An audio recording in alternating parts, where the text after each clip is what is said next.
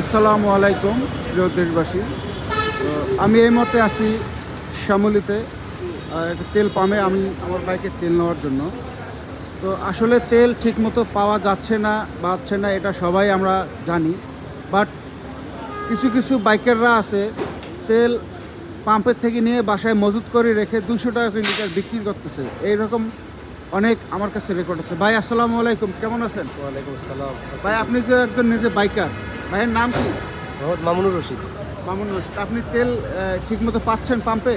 হ্যাঁ, মানে 3-4টা পাম্প ঘুরে আসছি। 3-4টা পাম্প ঘুরে তারপর তেল নিলেন। হ্যাঁ, কয় টাকার তেল নিয়েছেন? 300 টাকা। 300 টাকার তেল নিয়েছেন। আচ্ছা, আপনার কাছে এমন কোনো তথ্য আছে, এমন কোনো বাইকাররা তেল পাম্পের থেকে নিয়ে বাসায় মজুত করে 200 টাকা করে লিটার বিক্রি করতেছে?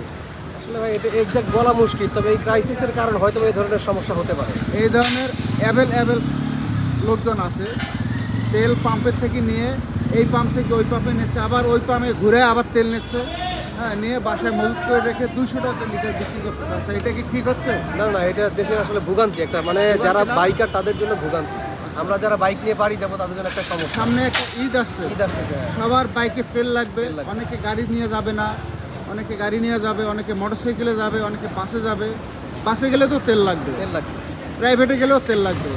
তো এই যারা মজুত করি 200 টাকা করে, কিছু অসাধু লোক এই অসাধু লোকের জন্যই আমাদের সমস্যা। এই কাজগুলো করতেছে, এটা কি ঠিক করতেছে? না, না, এটা মোটেই ঠিক আপনার হচ্ছে কাছে কোনো তথ্য থাকলে আপনি সঙ্গে সঙ্গে আপনি পুলিশকে অবগত করবেন, কারণ আমরা মজুত করে রাখলে আমরা এটা ঠিক না। না না, সেটা তো ধন্যবাদ ভাইকে, ভালো থাকবেন, সুস্থ থাকবেন। তো এই হলো আমাদের বাংলাদেশের পরিস্থিতি।